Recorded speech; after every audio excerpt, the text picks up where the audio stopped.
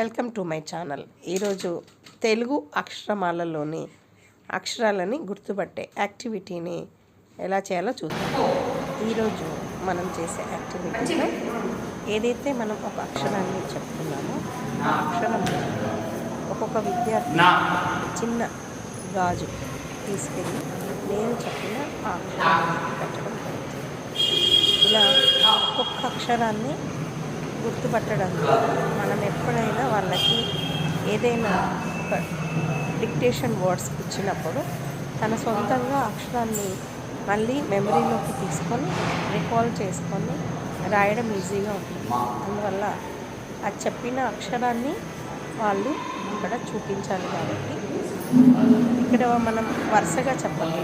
ఇక్కడ ఏ అక్షరాన్ని చెప్తున్నాం, ఇక్కడ ప్రతి ఒక్క విద్యార్థి ఆ అక్షరం మీద ఆ గాజును అలా పెట్టాల్సిందే. ఇలా పెట్టడం వల్ల పిల్లల్లో మెమరీ అనేది బాగా ఇంక్రీజ్ అవుతుంది.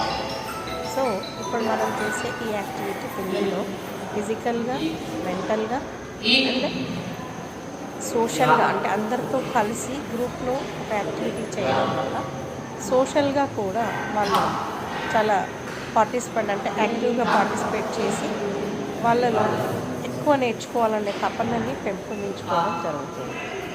ఈ విధంగా మనం పిల్లల్ని మోటివేట్ చేస్తూ తెలుగు నేర్పించడం బాగుంటుంది. నెక్స్ట్ వీడియోలో ఇంకొక యాక్టివిటీతో కలుద్దాం. Thank you for watching this video.